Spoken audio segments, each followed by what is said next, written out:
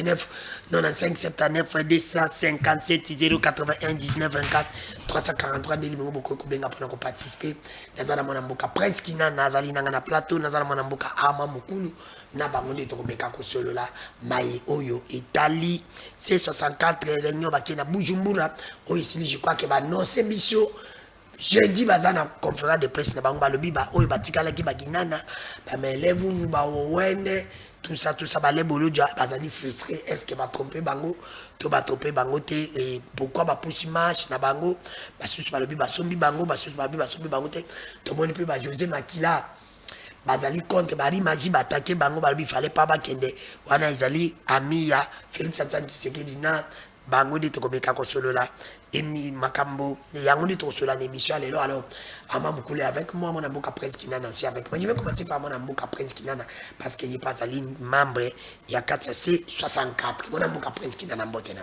Mbotende Godano merci pour l'invitation Nadali Prince Kinana Silumbanza président MND membre de la conférence de présidents il y a coalition 64 d'aller Bunda pour la défense il y a ordre constitutionnel wapi bomonaki mouvement ebotama le 19 mais moins de 2 mois Ndeko Tshisekedi plaqué au sol à travers l'activité à des hommes populaires ville morte pe sitting le 12 juin ba kongomani ba telemaki ba qui décidé ba bisaye atika ebonga parce que ba violation répétée à constitution dans la qui makasi il y a l'article 74 pour définir serment naie le lenge moko na Burkina Faso baba côté ma pona ko ça blesse comparé au sali deux mandats et koki olingotinga makende le lenge moko à travers Afrique ba président Mbele ba Ben Ali na bande comme sous baba ko benga na bango ba congolais be banga ba kebisa Ndeko Tshisekedi ke yo locataire loko lo bibisi mibeko ya lopango biso bayer to biso ke okende le Congo ne volit pas à vase clos babitonga ebele lokola bandeko ya Union européenne na ya Union africaine babengaki pour na toluka kimia la défense la coalition pour la défense à ordre constitutionnel baliko bundate pour mettre les chaos na mboka toliko militaire pour que tout chamboka a fait à son toliko militaire pour na respect ya ordre constitutionnel établi pour na biso de baiko ebisa des Ndeko Tshisekedi que la crise multidimensionnelle de la mboka, crise sécuritaire, socio-économique, crise de gouvernance, de légitimité. Atatoke d'accord en accord, ba place sur bébé ko tamo wiki ba ko en simbité. Tant que ba Congo mani to vendre tête sur à travers un dialogue national inclusif qui mieux vous à la tête. C'est ça l'objectif de 64. Alors tango ba kulutu to benga ba sage.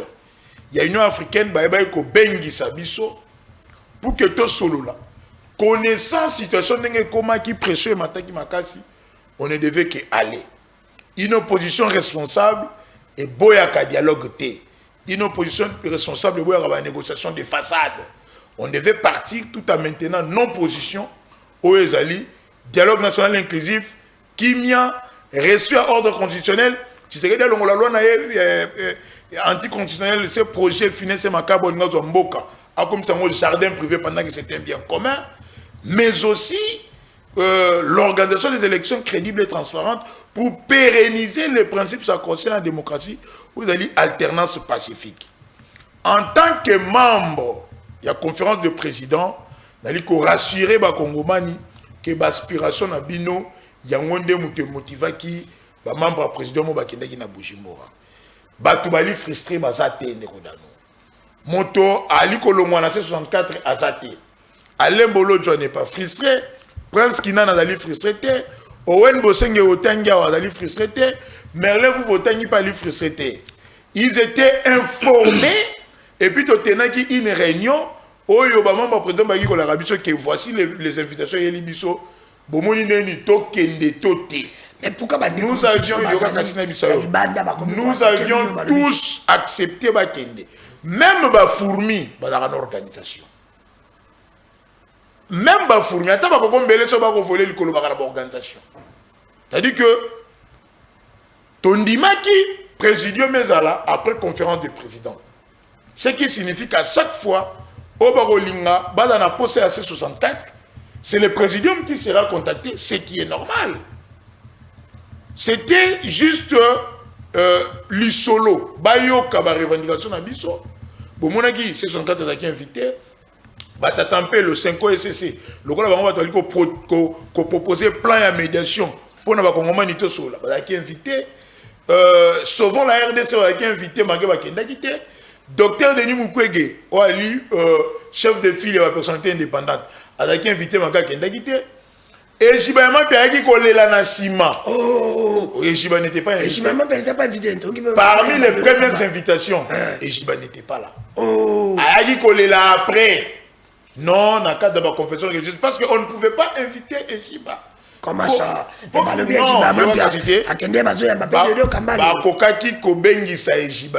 qu'il a des positions militantes. Il a des positions partisanes. Ejiba, quand il y a union sacrée. Mais c'est ça, non? La position d'Ejiba, c'est clair. Changement à la constitution. Union sacrée, invitation. Union sacrée, il fallait écouter les uns et les autres. Bandeko Bakendagité, ils ont les raisons. Pour Nabiso, il fallait aller entendre aux Union africaine, on a proposé Biso. Et bien merci que Tokendaki, vous avez vu d'Achimi et insister sur le dialogue, l'unité et la cohésion nationale.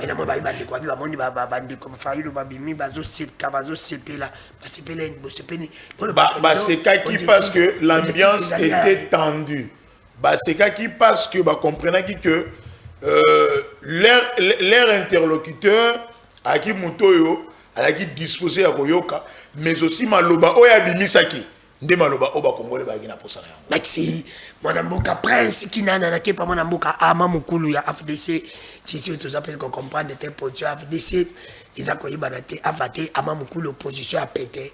Oyo bino moloba ki opposition pété le basali ba prouesse ba comme qu'on reconnaît que benga bango pas président des exercices à l'Union africaine tout le été ça va et opposition ça va bon comme ba tibino tout ba memi bino président Amir pour deuxième question dans kinana a ba autoriser bino marche le 22 ça va autour ba que la démocratie wana kinana va répondre donc il m'a mboka mamkulu merci 5 minutes il a respecté j'ai la montre est-ce que ko permettre ngana na salata moi biscuit na ngamo vous avez 5 minutes possible dans 2 minutes oui mais non on a vraiment merci beaucoup il y a pas de problème je vais gérer bon je voudrais d'abord saluer les présidents de la République et puis l'institution nyonso ba konza institution samboka mais aussi les grands esprits les professeurs Modeste Batou Lukwebo na lingana préciser la opinion parce que vous savez dans la vie politique tantôt parfois il y a des coups bas muto avandi na calme à la muki à kemes dimanche uti goleka asilisi mesa asambeli pe pona mboka azongi epa na ye allez mamba logute bandi ko bima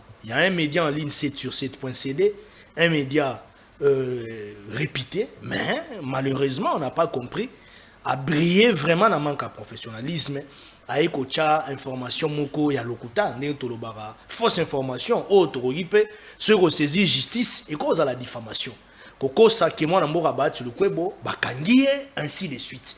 Et donc, les gens qui alertent Moro ya Lokuta, je ne sais pas si les gens qui ba baise parce que les médias mingi ba comment na bango bongo et puis on a oui et puis on a TikTok ba baise a créé le Moro boé et à cause de la bâti makamba kangie bokanga bâti pourquoi il a fait quoi c'est quel objectif pour quel objectif qui sert son pays Azawa akendara yesi azongi na ba université misu azo pesa azongi na professeur d'université bien qu'il n'est plus dans les institutions Azo continuer à soutenir le chef de l'État. Azo continuer à réitérer le hôtel dans Mukonza Mboka. Bon, mon idée FDC. Un problème na président Babiani il y a Union Sacrée na bino professeur Mbata. Aza président Union Sacrée aza secrétaire permanent. Secrétaire permanent Union Sacrée. Non, aza un problème na état, aza un problème na pourquoi? Bahati c'est un grand esprit, aza icône, aza na regroupement politique à Mounene, deuxième force politique au Congo. Aza muto asali mingi pona Mboka. Non, mais si tu as ça, c'est des histoires déjà, il faut que tu aies oublié. Donc, c'était pour dire que les professeurs Bati, Azali, Kimia, Azepanaye, Azo continuer qu'on fonctionnait, qu'on œuvrait pour Namboka, contrairement à la téléphone. Et puis on a invité à Yambaranaï. Si on a posé au monde, on a eu l'audience ou bien oui, oui, il reçoit tout le monde. Il est très sympa. Non, non, c'est faux.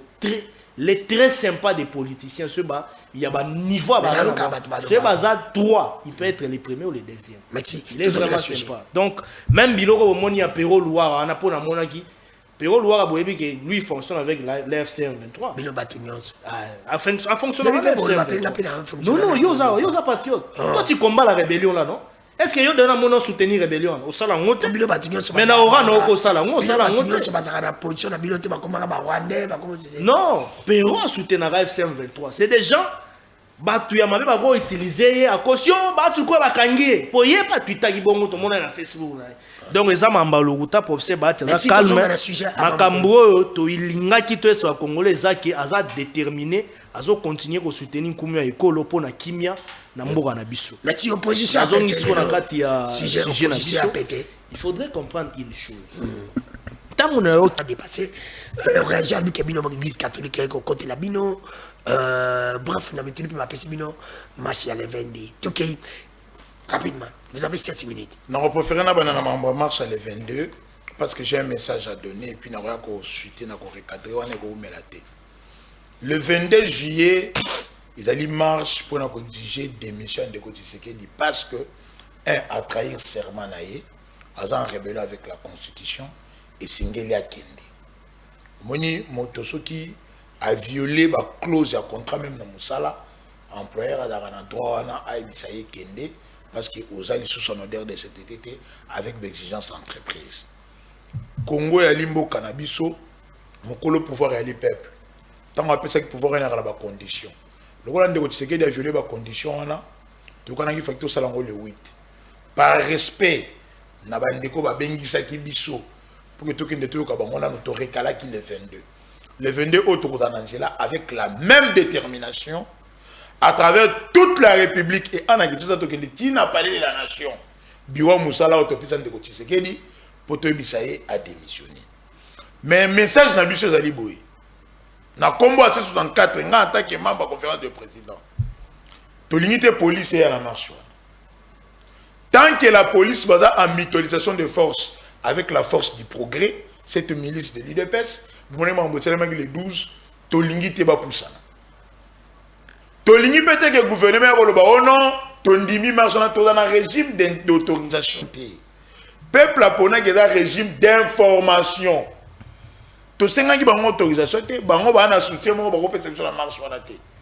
C'est dichotomique. La marche pour te benga na chef nabino. Pour te bise que allons musala. Mais bino bolobi que bo soutenir.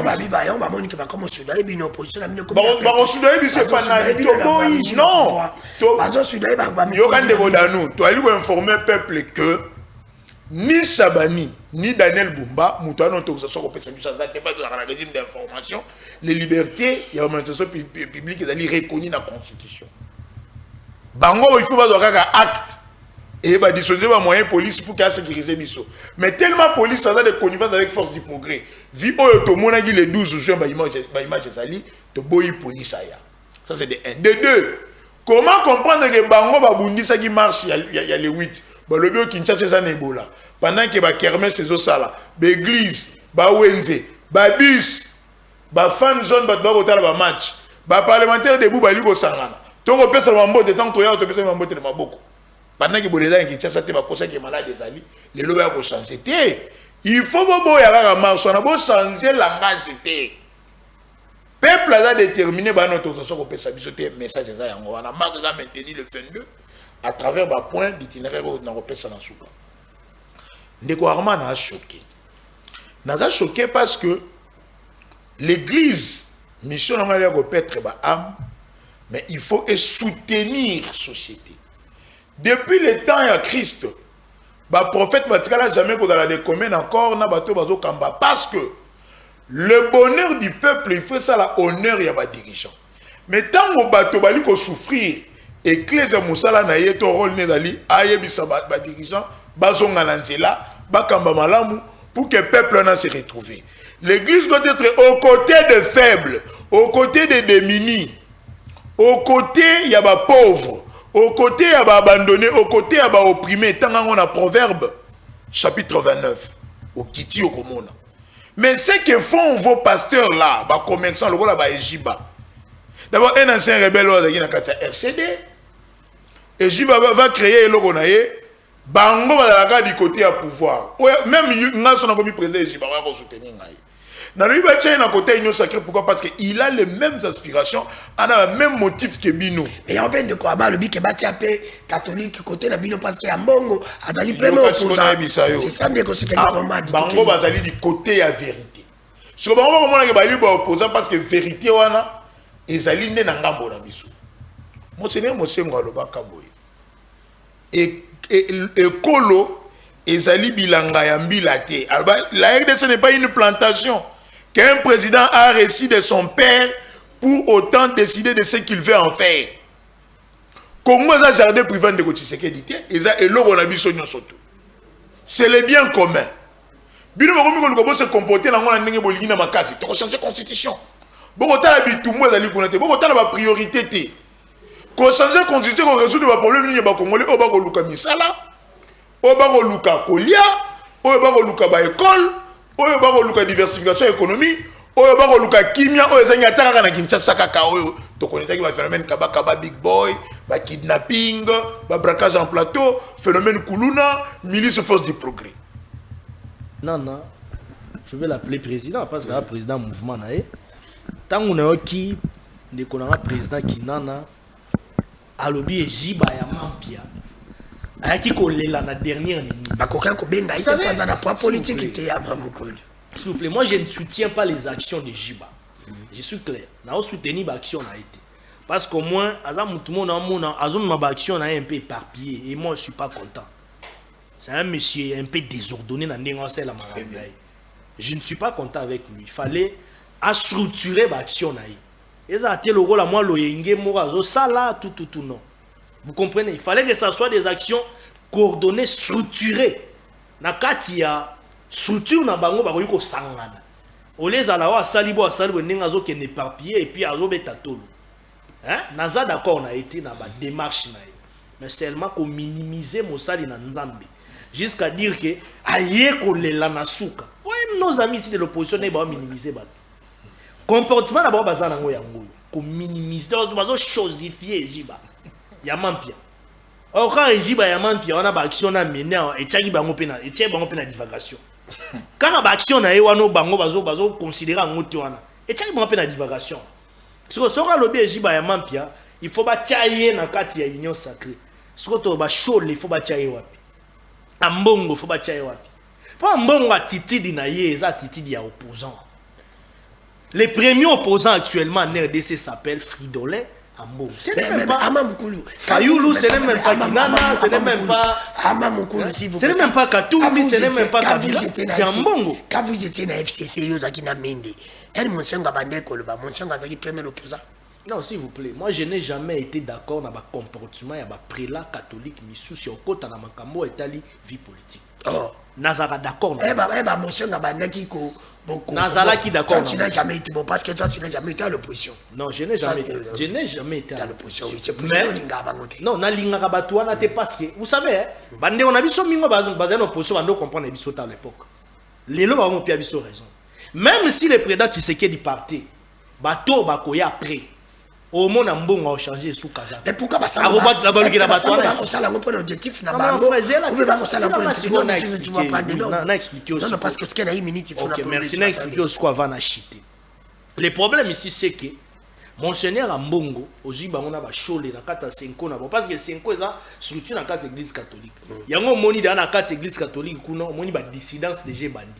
Monsieur d'abord, comme côté les ménabas, on va structure, monsieur, yo moni ba évêque monsieur na ba be misu ba be Blaise Kanda ba lobby ba structure misu ba commission de jeunes et lobaki ba abe misu est-ce que ça sûr que la catholique yo ba évêque misu ba za ba telemeli ba décision c'est na ba signature ezaki wana na déclaration na ba je suis un catholique fervent oyebi catholique na ndingo monaka organisation za l'église catholique si tu as été servant tu penses que tout ça peut passer dans la catholique tu es sûr ou ce sont des politiciens qui sont derrière pour déterminer non s'il vous plaît mais l'église catholique n'a pas pour vocation de combattre des régimes politiques. De dire la vérité.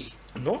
Quelle vérité? L'église dit la vérité. Bazo côté la nebo opposé la vérité. Est-ce que Makambo intérêt na ba s'il vous plaît, je ba côté la nebo ba tia ne ba Makambo ba lobi le Makambo ba na pesa révélation.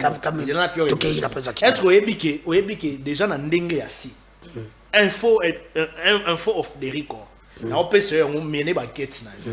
Est-ce que oyebi déjà que ndenge zana ba tata nini ba tata episiko catholique wana donc oso ozwa mbongo na ba show le banini déjà bando s'organiser pour ba mobiliser pe ba nani ba fidèles catholiques pour ba kene marche na bango aller. Mais ça va pour ba marche contre Kabila. Est-ce que mais ba marche contre Kabila. Pour quel objectif? Bon, pas Kabila ba marche pour quel objectif? Non, moi je ne suis pas dans des comparaisons. C'est pour te dire que Congolais il faut tellement comprendre que l'église doit être au milieu du village. Et ça dit on a pembe il y a pas faible. Qui est faible et qui n'est pas faible?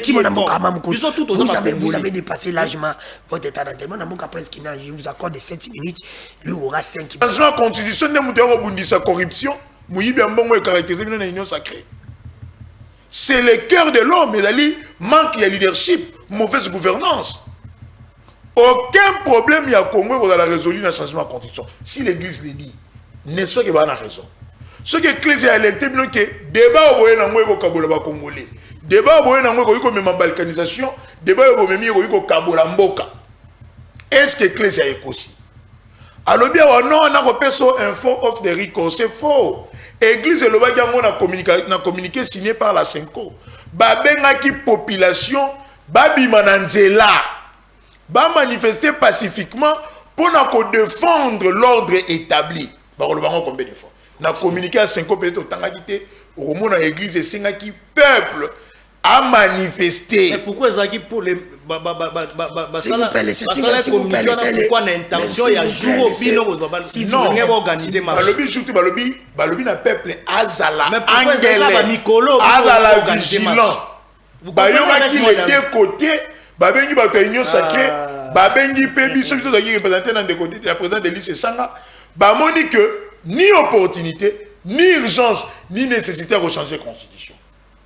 Aucune disposition à empêcher bino bopesa ba Congolais misala bopesa kimia to boye ba ko soutenir ba FARDC botiela bango mosolo o esengeli enfin que ba bundisa monguna obi prime des risques na niveau ya guerre kuna prime de guerre ya combien na solo ba ko bindana na est 30 000 francs même bon bo détourner na Kinshasa prime pour na soda ba ko bunda 30 000.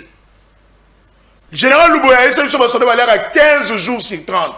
Est-ce que pour que vous changez en haut, et vous changer la constitution, pour vous changer Mandou qui a ma casse, parce que vous avez vu que tout le monde peut dépasser près de 16 milliards. Pour vous changer Sukhoi, vous changer drone, il y a dernier cri. Pour vous changer Mandou qui va équiper armée et bien.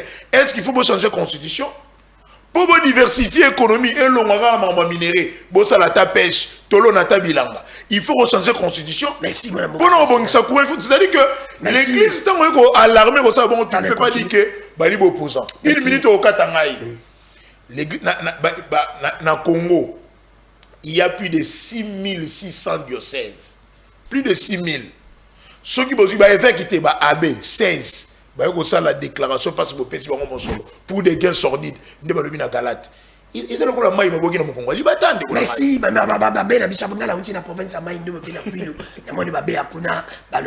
Ils sont même 5 minutes réaction. Bon. Je voudrais d'abord faire comprendre à l'opinion que Bandero Nabiso est opposition à C64. Basant la confusion ma casse en matière politique. Ok, et des bangos. Ils veulent quelque chose et son contraire. Fayoulou, président Fayoulou, l'opposant le plus privilégié dans les carrés du président Tshisekedi actuellement, c'est Martin Fayoulou. Écoutez, Martin Fayoulou a un privilège au monde à Mokonzamboka. Tête à tête, basolo là. Basolo là, à part les contours officiels, il y a eu aussi des choses. Bango ba mi lobela lokola bato oyo ba ina kati ya mboka lokwa mokonza mboka na opposant Martin Fayoulou ba solo là. Moi je me demande, je me dis ceci: est-ce que zala qui vraiment important bazela président Ndayishimiye akoma awa yenda bengisa bango po bagene mbambo nde tomoni bango bazwi bavola baki baki osola na Bujumbura. Vous voyez qu'à un moment donné biso ba Congolo on dirait biso moko toyeba komisa la confiance. Je ne sais pas si tu me comprends Nekodano. Nekodano Congolais président de la République beaucoup tene bo sololi. Après au frimé au boudé. Et puis vous attendez Ndayishimiye parce qu'il y a un président en exercice à l'Union africaine aye.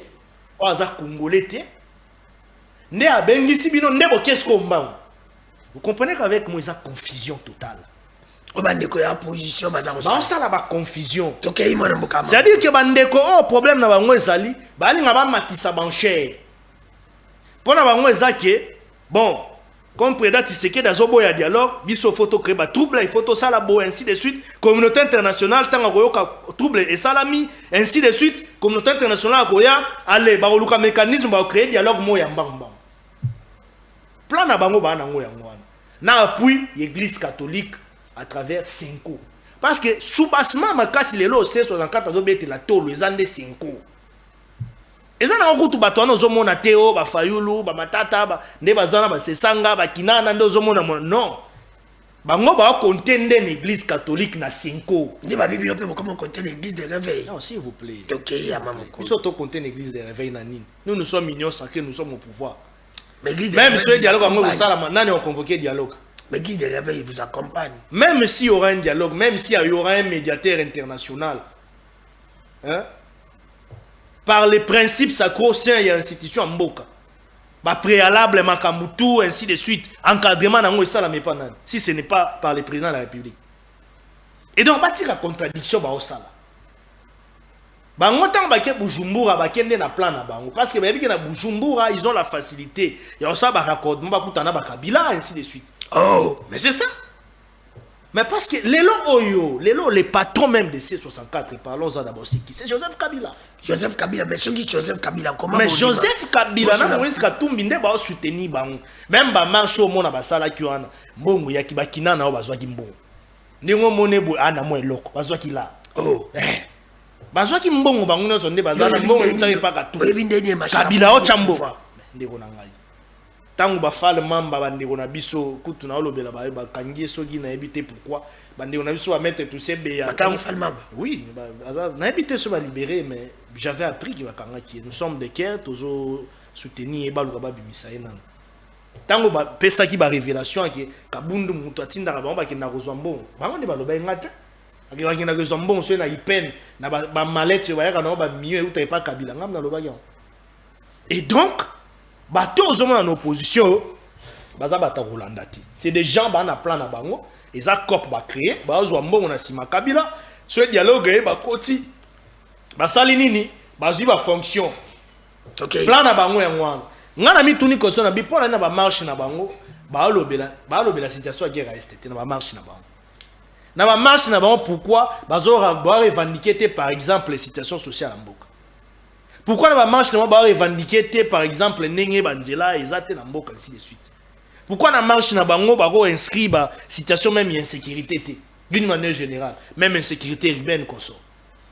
Mais autant la marche n'a pas l'électricité. Autant la marche n'a pas ça la wana et zani départ de Rotiseke. Alors soit de Rotiseke d'accueillir à démissionner. C'est pour que vous puissiez avoir les pouvoirs. C'est pour dire que nous sommes là et ça n'angona tina mon côté à bas cause tono tout ça on pour la population non ils font ça comme des politiciens parce qu'ils ont le pouvoir. Alors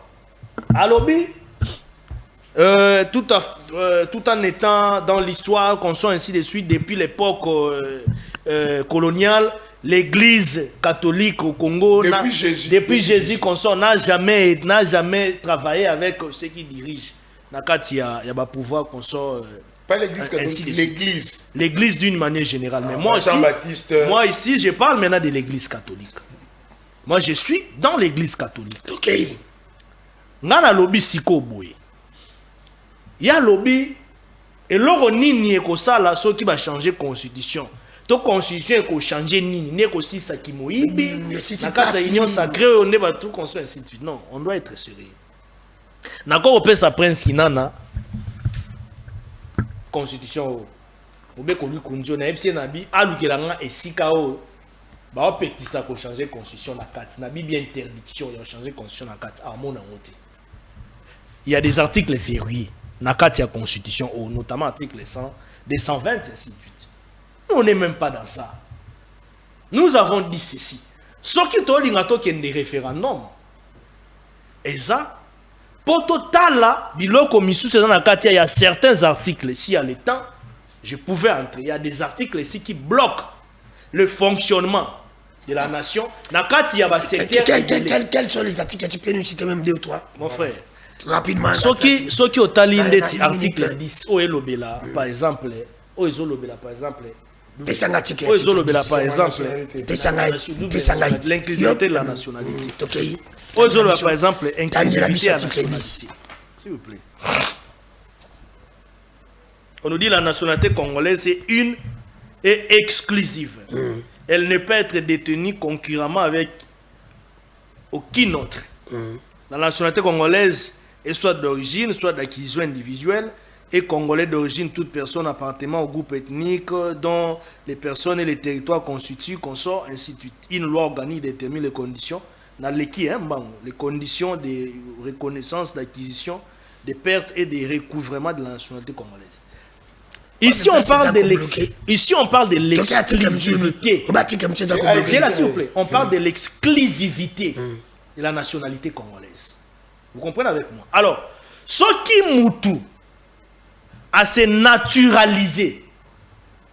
Par exemple, à la nationalité na mosusu à se naturaliser d'office à perdre au wana mosusu. Donc article la nationalité congolaise c'est une exclusive. Ou soit ce mutaza congolais d'origine a changé nationalité côté mosusu. Automatiquement nationalité d'origine à perdre il ne peut pas prétendre être ou continuer à détenir la nationalité congolaise. Merci. Or, sur le plan économique et sur le plan des relations internationales, c'est quelque chose qui nous bloque dans beaucoup de choses. Je vous donne un exemple.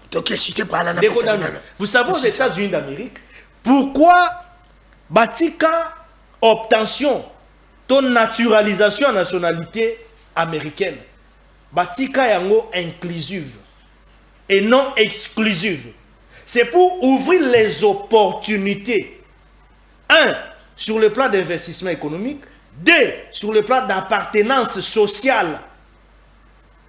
Na ba rationalité extérieure.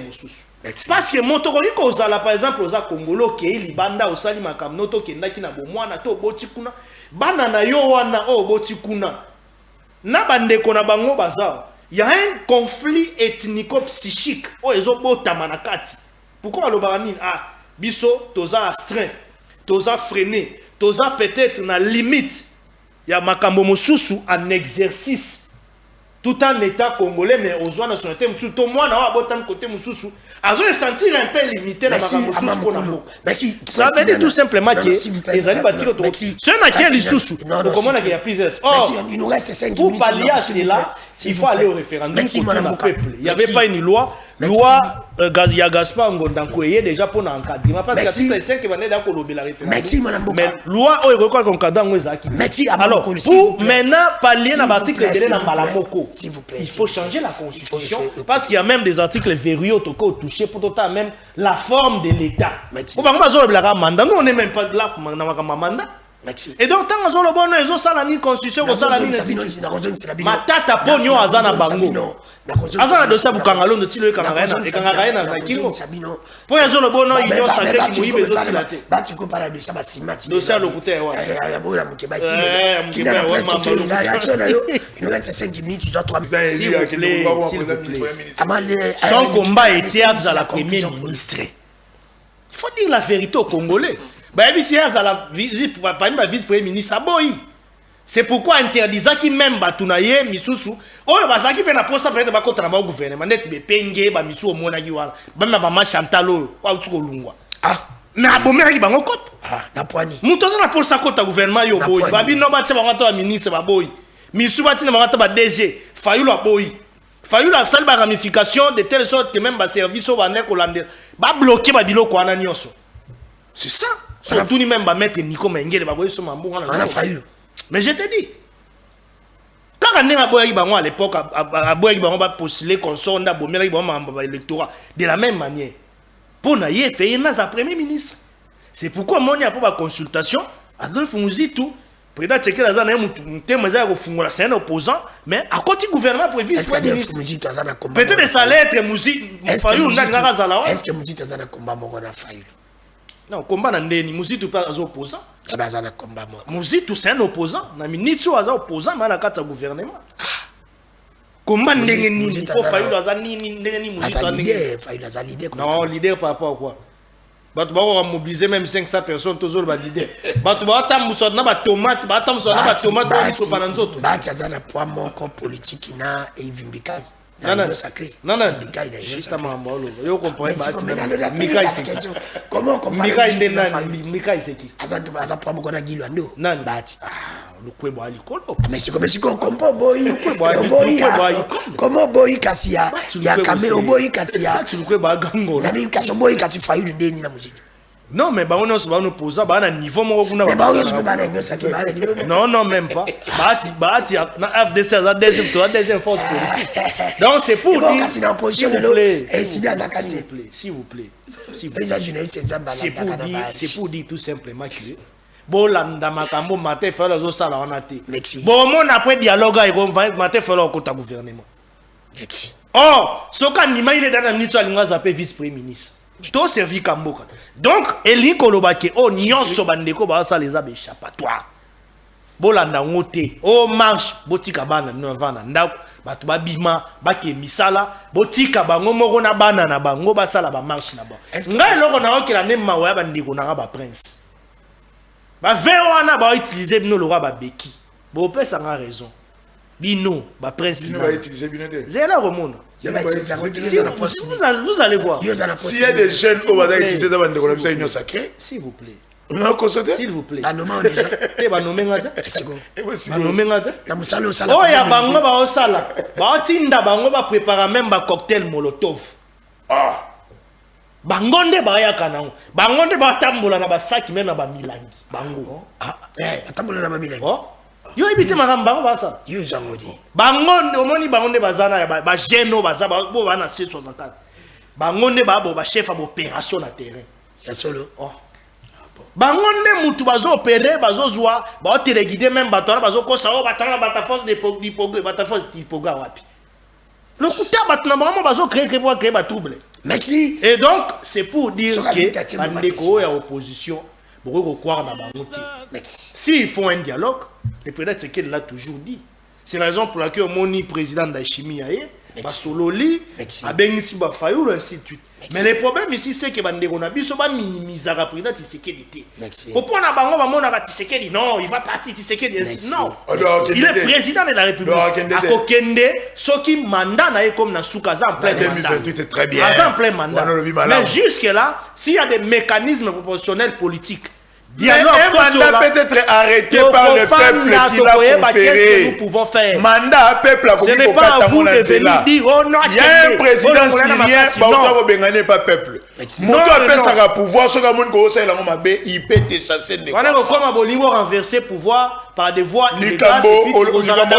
Maman Chantal, Naba Epenge, président Marcel Fayulu, a payé ça parce que politique va ça pour l'intérêt général et non pour les boumouya. Si on va compter un gouvernement, il y a changé situation. Non, il y a changé situation. Si c'est qu'il a proposé, mais tu as menti. Non, tout l'idée a dit que politique va ça là pour un idéal. Non. Tu n'as pas la majorité comme premier ministre. Je vais finir l'émission. Qu'est-ce qu'il y a dans ma bouche? Je vais finir l'émission, s'il vous plaît. Ça n'a pas de sens. Merci mon amboka prince Kinana. Merci mon amboka Amamokulu. Merci. C'est la constitution. Là tu as chaud. Tambola rapide. 89 95 79. Je prends le peuple à témoin. On est le conseiller, je l'ai fait. Mais le pouvoir rend fou.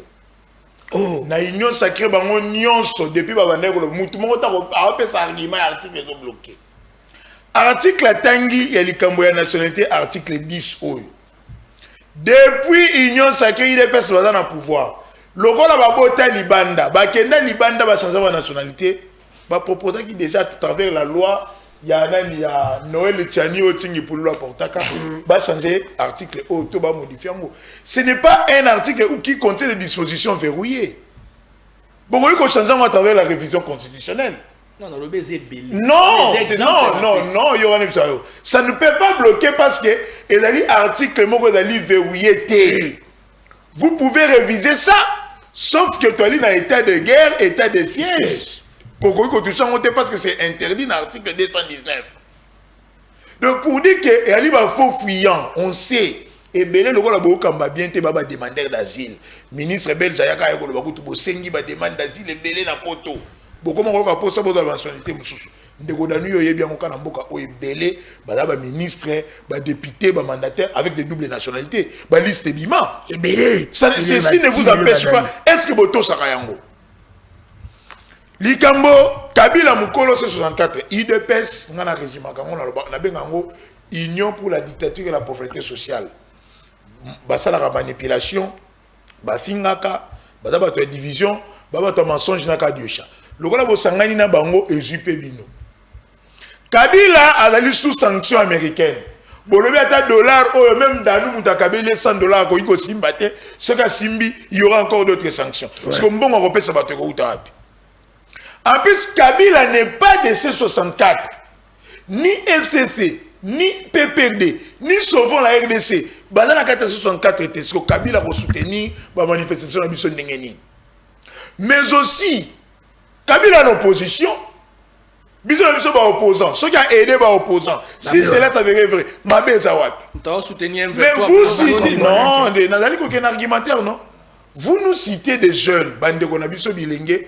Oyo likolo ya nzala bakoki opposition te likolo ya pasi bakoki opposition te baké pa kabuya baké ko sela jama kabundu makambo mais ceux qui makambo bolobaki bolobi bango bali na ba preuve qu'est-ce qui empêche justice bien que jama kabundu parce qu'il est en contact avec un rebelle selon vous bon ba chez nous na ba ya ko la c'est nous ba preuve place pena kabundu ba so na kabila atindi fala ke ndeko za ba million mais toye banité ne to tambola kande ko la ngai vas-y, va mieux, bah, $200. Allez, so bon dimiango. Nanga bouya asale la matinée politique. Allez, yo koye na plateau. Oyo ko banda maloba wana. Tout la désert. Kabunda pe on va $200. Bon on peuple bizengité. Non mais ça, c'est faux. C'est faux comment? C'est un mensonge non? Oh. Yo boya on ndenge. Yo éviter na Congo comment likambo. Ceux qui nazali na problème na danu. Yo pose un problème na ye. Pour yo linganga il faut na ko sela danu makam. Mais non, il y a les lois na kacho, nazali ko senga kutubo mekata ko soutenir na ndenga union sacrée. So ceux qui jamal kabunda bibo ndenga bakanje bongo akende pe na plainte à renforcer bokolo banini acharnement. Yango moni biso ba bilenge tozo sanga ka confiance et pas ya bato fu ba yeba ko pistonner biso. Likambo etali je te parle on a passé 2 minutes on finit l'émission oui na suka na ngala ndeko danu tozo même parole la suka nazo pesa un peu parler na suka ngo après ayo sili il y a président élu le commandant du peuple Martin Fayulu na ko besoin de coup peut-être dans l'information Fayulu est le mal aimé de votre régime en tant qu'opposant d'abord boleva ki obsebo banda ko boma biso Botinda qui pasteur moko awa NF de l'air alobino Tshisekedi data bo mba opposé za lisumuté Gilles Molindo. Il a même tordu les centres des écritures. Il y a Romain. C'est pas les prénoms c'est pas les prénoms. Non, mais c'est votre communicateur. Bon, pour ceux qui église, ceux qui citent des refuges. À lui continuer de faire ça. C'est la constitution. Oui, passer. Moi, sous région. Passer à MB. Non, à la ex. La sous FDL, FDL, c'était nous tout. Oui. Botindi a la préparation psychologique pour attaquer les opposants, peuple à Tombokate. Olobi Fayulu et les privilégiés du régime. Botinda policier oyo asangé na force du progrès, image de ba kotinda na Nations Unies pour la sanction et ya peut-être au travail comme on a pardon de Kodano na zo kende na lombango pour que aya kozokisa Martin Fayulu. policier au image totinda tina Nations Unies. C'était un policier Robert Martin Fayulu Fimbu na mutu alors babo bundisa pouvoir na biso. Opposant à la privilégié va ça boy.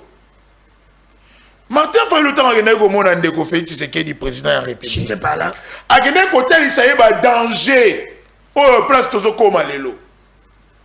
A gene ko ebise ke to sepelate que moi na kondo Etienne Tshisekedi na bokonzi Congo e kabwana. To sepelate que moi na kondo Etienne Tshisekedi na bokonzi pour okende il faut tangisa makila ba congolais. To sepelate que moi na kondo Etienne Tshisekedi aye azongi sa dictature to tyrannie na mboka. Fayulu ngene ko luka été pour kazo ba poste. Pour preuve, bon proposer à Martin Fayulu azo 5 ministères pour pas kota na gouvernement. Aboyaki. Il y a premier ministre. Non, c'est faux. Martin Fayulu avait dit à Félix Tshisekedi, tant que tu ne vas pas convoquer un dialogue national et inclusif, bah Congolais to solo la ndenge batatape lo balobi pour que to yokana et que dialogue wana ezongisa kimia unité la cohésion nationale ngai Fayulu na kosala na yote. Merci OK. Parce que c'était un piège Kabila Salaka avec les rassemblements. Merci, mon amboka. Ça ne pouvait pas résoudre les problèmes. Mon amboka. Abouyaki kokota. Pourquoi Koko c'est les privilégiés des régimes? Merci, à Mamoukulu 2 minutes, on finit l'émission avec vous. Problème à Martin Fayulu, c'est Martin Fayulu. Combat naie, ezaki azande premier. Nyonso oyo bozala kina bandako pona kolanda émission nzamba talaka na baanji na ebisa kabino les seuls et les uniques journalistes congolais oyo nzamba landaka. Na ba anje zali ndeko danu kifula merci na Buba merci na Gaïta merci na Kimbangiste très sérieux honnête et puis ici sur plaidi mais qui ne parle pas Nemi na pesi yombo tazaki na sima ba caméra merci na ba ndeko nyonso balingaka biso journaliste nzamba landaka na ba anje ndeko danu kifula les plus petits poissons devenant grands et par biso balobaka so ba pesi lo sako ibisa bango munene ya ibale ba yeba kango na miluka munene ibale ba yeba kango na miluka grandeur ya émission bayiba kaona banani na peuple bayiba ngona batu te zo benga batu poza na ba relation peuple ndalanda ya lobela yo Rizande Kodano qui fout la journaliste on zamalanda kabubana 2 minutes je voulais un peu finir l'émission message on a kusala lilo mututu a cause vidéo kata ya ngotindela ngo mutu nyonso président ezo toucher ba congolais nyonso peuple congolais la ligne sabino longo moto longo na kata distraction to longa peuple oyo à cause en Afrique, c'est tous ali premier, tous à la premier na buzoba, na musique, na distraction, na mafinga, na kinumba, na kimuibi, na kilokoso, na nyonso, ya mabe, mais tous à la premier, tous à l'effort, tout comme à premier na ba valeur. Et puis pourquoi la lobia?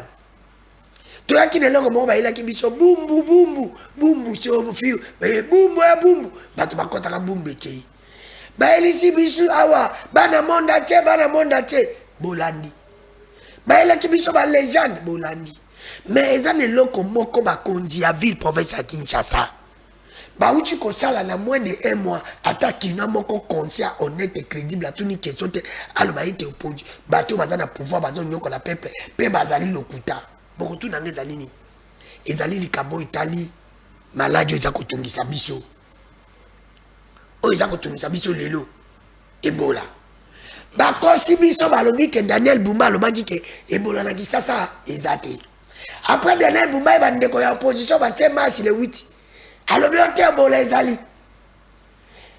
ezali kashag même ti kangana le balobi Ebola ezali na ministre intérieur ba ebisa ke biso balobi Gombe ezali zone neutre zone moko interdit mutako koma te na zone wana ngala za na village na moni bandeko ya nyo sacré bake ko sala marche na Senko ezaka na Gombe te lelo lisusu Daniel Bumba yeko pesa autorisation lobite bandeko ba marché le 22 botu na Daniel Bumba ebolesili ebolango esili parce que le 8 lobaki Ebola yona ministre intérieur botu na jamais Chabani on dit jamais ministre intérieur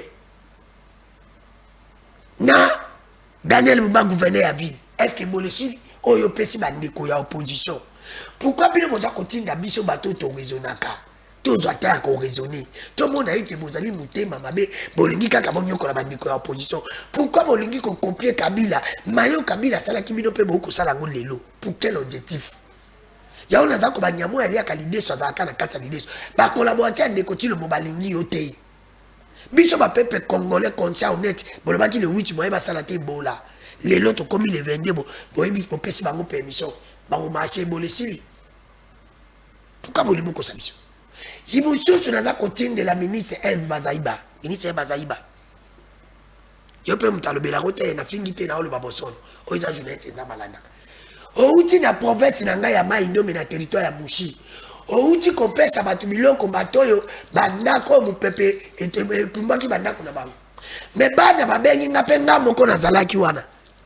Na uti na territoire.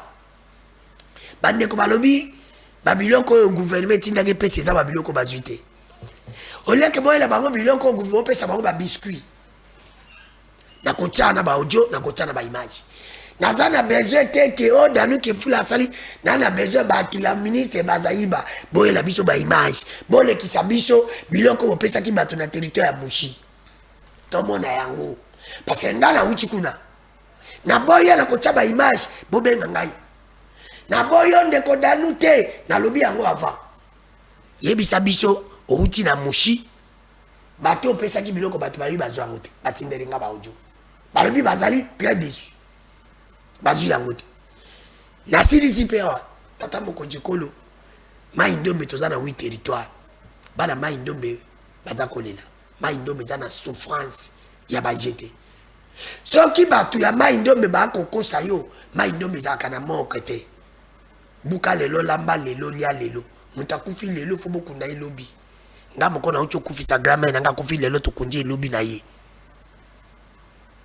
maindombe bana mokete maindombe ba vota yo a 90% bazana le côté maindombe bazana leader moko te azana opposition ba leader non seulement maindombe ba ko soutenir yo fati na ko tanga ablon eme mongo ngobila mbaka gentili ngobila mbaka nani koma jila lingeti bango wana ba lidero bana maindombe ba ko sala bango mtako sote o badala ba fandi o pepa yuka bango nyonso ba lidero maindombe ona tangi ba ko soutenir yo mais ba lidero wana nyonso maindombe ta mutala ana pouvoir te ana toilette pourquoi ça comme la province maindombe ba lidero wana nyonso ngoli bango pesi bango poste te o pesi bango poste te et maindombe ko za développer ndengeni Ozi, alors que Maindombe va voter avec le Kagla Katanga. Pourquoi Maindombe olingi konomé bana Maindombe? Maindombe ba sala oni. So ki ba leader wana ba ko boya yo na ko tia ba video za ko landa mikolo nyonso na pemaki na bandi. Bana Maindombe ba lobi changement ya constitution para ba ko le kate. So ki ba moni pe que oza ko reconnaître province na bangote 45 minutes ou 50 minutes que Maindombe zongi mutikala ko kendete. O tikali ko reconnaître ba leader ya Maindombe te ba sala oni. Bana maindombe bana besoin bamona pendo cheba mbemba ocheba Equateur bamona pendo cheba tagra Kasai ochepe batu Kananga ochepe batu ya nini ya Lualaba ya Katanga bamona pena maindombe balobi bamona pena maindombe ba leader na bango pe baza ba fonction ata leader maindombe asali malamu soka ba yeba kosoli makamba lokuta pour bolongoli bango asa kosenga pe ba leader na bango bazo ba poste ngai na lobelio antake mona maindombe ya solo soki bango bako boya po bango bana nyosa te ngai na nyosa ke na journaliste ya peuple journaliste à Congo il faut occuper maindombe na Sankuru eza ba province zongisima na kotiela bino siko ba video mona eta ya maindombe po mona banzela bo mona ndenge ba twa yebi ba ministre te ba yebi ka Fati Beto ministre Bazaïba tozana bezo to mona belema video comme la mutu nyonso et tout na lobika vérité. Tout le monde. Bye.